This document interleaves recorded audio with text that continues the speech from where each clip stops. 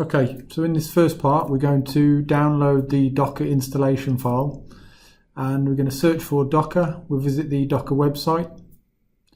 If you don't have an account, you'll have to register. We're going to click the Products tab, the link, select the environment that we want, which is Docker Desktop, and select the version that we want, which is for Windows.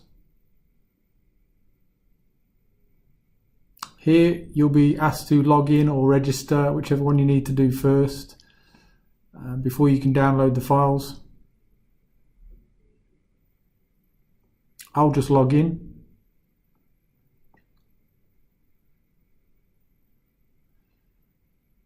Then click the Get Docker. Wait for it to download. This is just like a normal simple Windows installation, so you can click the installation file and it'll open up the wizard.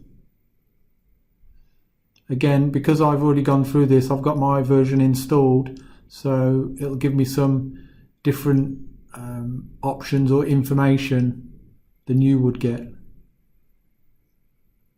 So you can see here that it's an existing installation and it's up to date. So I'm going to close the dialog box, and you should be able to continue through the installation process, and that will be you up and running for this section.